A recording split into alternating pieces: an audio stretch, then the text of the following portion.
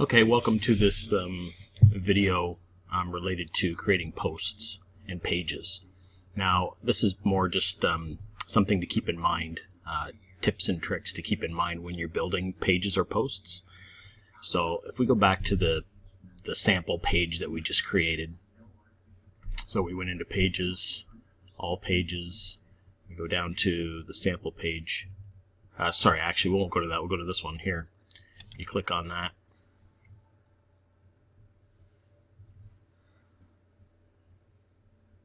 One thing you want to keep in mind is that every time you create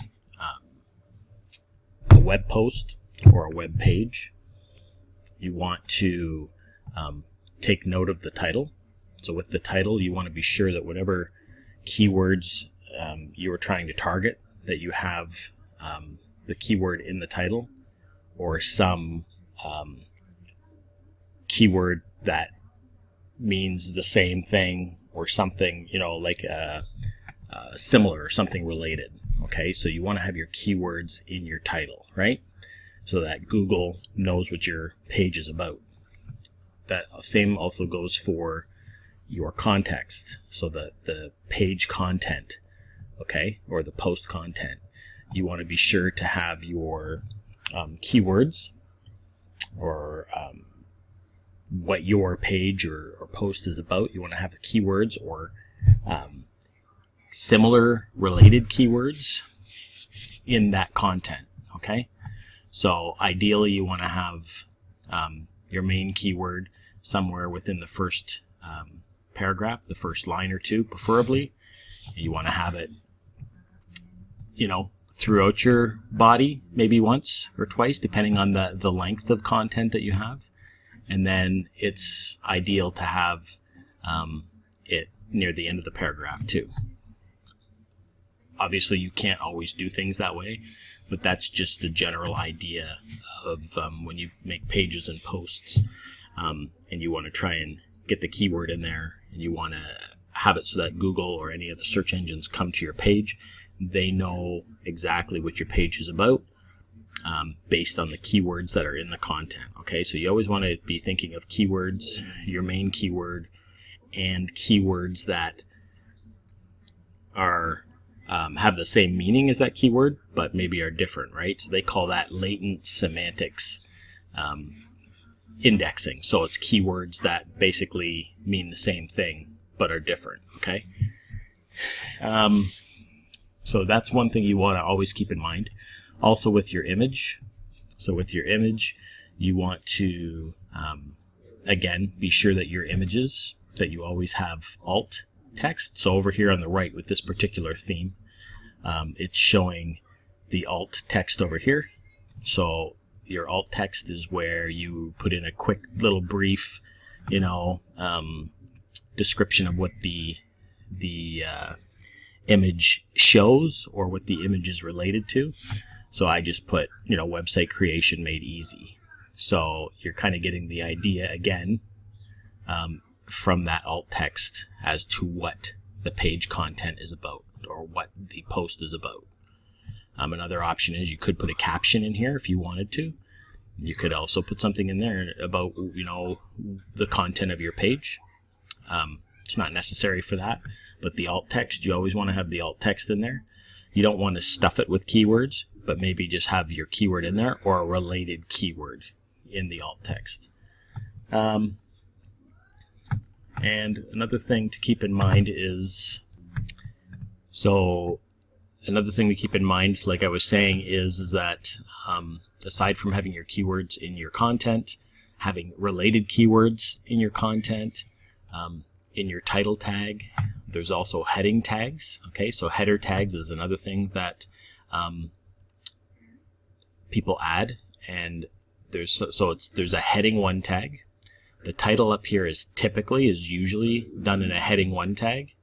So the search engines take notice of heading 1 tags. So you don't have to worry about a heading 1 tag there because it's already going to be here as part of this theme, okay?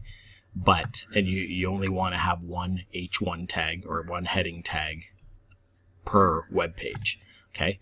But you can add like a heading 2 tag, okay? So I just created a block by clicking this, and then I went and selected the heading option that it gave when the window popped up, and here's an H2 tag. So if I select that, it's just like a subheading. So you could put, you know,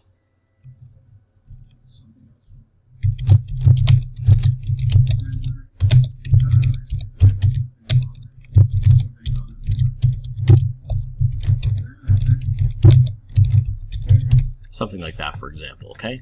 You click it, so now you've got an H2 tag. So this will be an H1 tag, which you always want to have one H1 tag on your web page because the search engines look for those.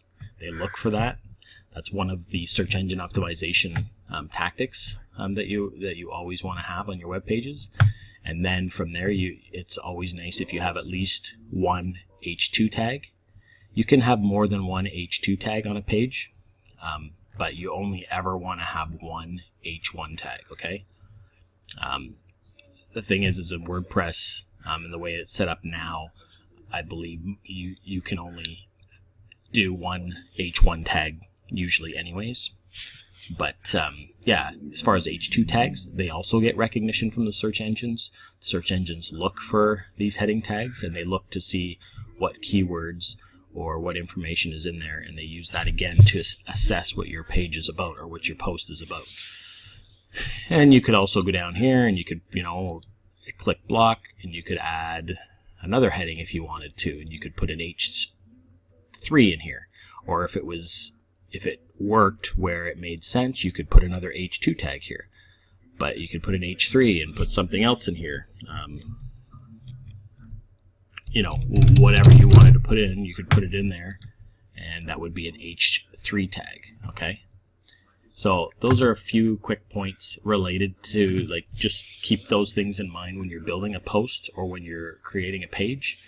You want to have your keyword a few times throughout the content, depending on the length of the content. The longer the content, obviously, then you want to be able to have your keyword in there a little bit more, but you don't want to go excessive with adding your keywords to your content.